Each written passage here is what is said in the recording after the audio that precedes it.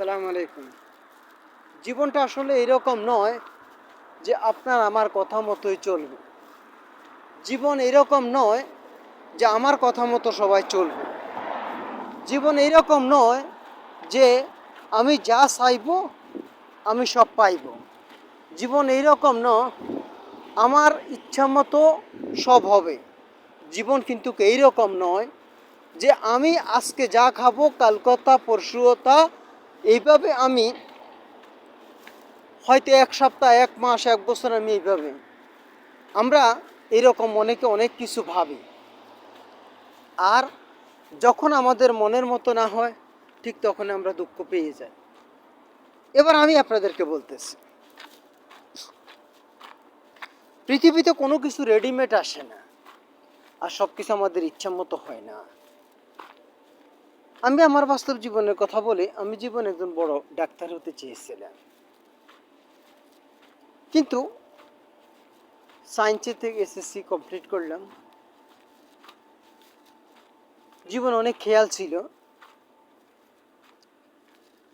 Inter উঠার পরে দিয়ে বই কেনার টাকা পর্যন্ত ছিল না। প্রাইভেট পড়াইতাম, ইন্স্যুরেন্সে কাজ করছি, মানুষের খেতে কাজ করছি, অনেক কষ্ট করছি, অনেক কষ্ট করছি। তো কষ্ট করতে করতে সংসার টিকানটা হয়েছে বড়। প্রাইভেট পড়াইতাম, 100 টাকা, 150 টাকা এরকম,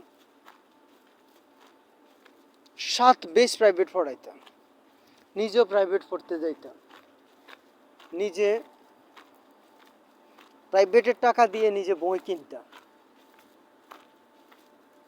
কষ্ট কত প্রকারও কি কি, জীবনে অনেক কষ্ট করেছি, অনেক অভিজ্ঞতা আছে।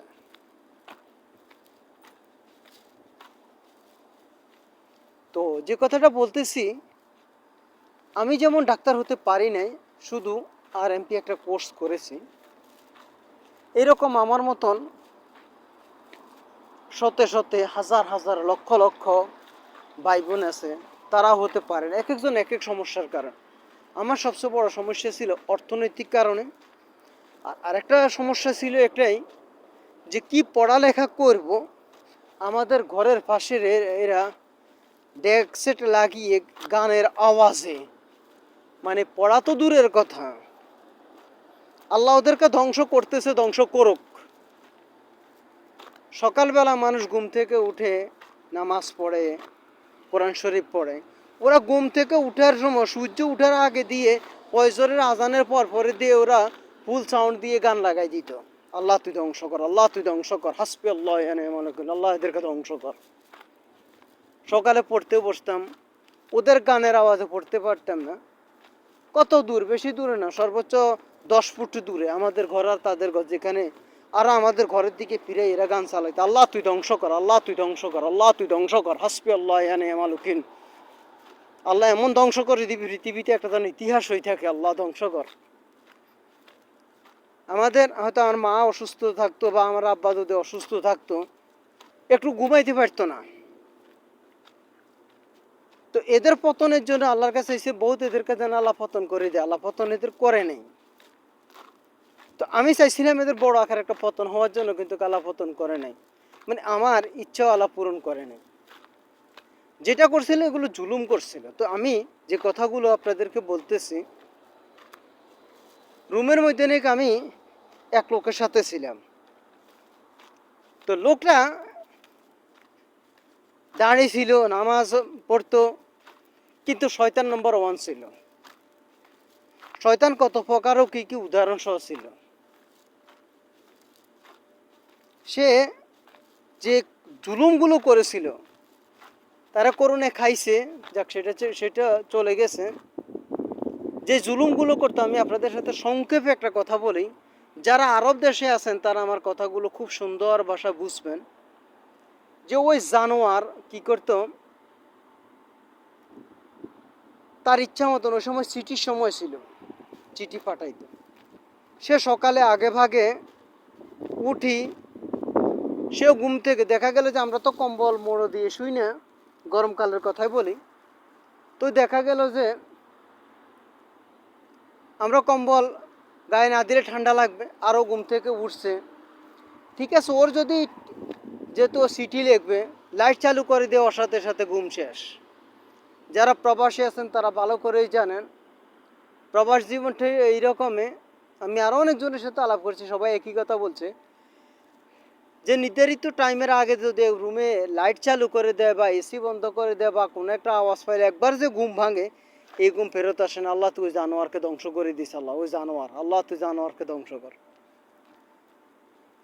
তো এটা ছিল গরমের দিনে, সে সকালবেলা উঠে চিঠি লিখতো, লাইট চালু করে দিত, তার থেকে ঠান্ডা লাগে এসি বন্ধ করে দিত, চা বানাইতো, চা খেতে কতক্ষণ বাদে এরকম আওয়াজ করতো। এরপর এটা তো গেল একটা ঘটনা, এরপর আরো অনেক কষ্ট দিত। শীতকালে দরজা খোলা রাখিস, বাথরুমে যাইতো, তুই দরজাটা বন্ধ করস না। যারা সৌদি আরব আছেন তারা বলতে পারবেন যে যে ঠান্ডার সময় যদি একটু দরজাটা খুলে রাখা হয় তখন কি অবস্থা হয়, মানে সব যেন বরফের মতন হয়ে যায়। তো এ কারণে বলতেছি যে আপনারা কখনো কারো প্রতি জুলুম করবেন না, জুলুম করলেও ছাড়া পাবেন না। আমি মিজানুর রহমান আজহারির একটা ওয়াজের মধ্যে এসে বলছিল, যখন কোনো ব্যক্তির প্রতি জুলুম করে আল্লাহ সেটা মাফ করে না। আর আল্লাহ এই কারণে মাফ করে না যে জুলুমকারী যদি মাফ না করে তাহলে কিন্তু মাফ হবে না। জুলুমকারী যতক্ষণ পর্যন্ত যার কারণে মজলুম যদি মাফ না করে তাহলে কিন্তু জুলুমকারী মাফ পাবে না, কারণ আল্লাহ তাকে মাফ করে দিবে না। আপনাদেরকে এই কথাটা ভালো করে খেয়াল রাখতে হবে, আপনি যদি জুলুম করেন আল্লাহ বিচার আপনার থেকে করে নেবেই, ধরে রাখতে পারবেন না। আল্লাহ কখন কিভাবে সে বিচারটা করে নেবে আপনি নিজেও টের করতে পারবেন। এই কথাটা আমাদেরকে ভালো করে মনে প্রাণে বিশ্বাস করতে হবে। পৃথিবী হলো গিভ অ্যান্ড টেক পলিসি, অর্থাৎ আপনি যেটা দিবেন সেটাই আপনি পাবেন। ভালোটা দিবেন ভালোটাই পাবেন, খারাপটা দিবেন খারাপটাই পাবেন। এটাই হলো পৃথিবীর নিয়ম। পৃথিবীর রেওয়াজটা হলো আসলে এইরকম।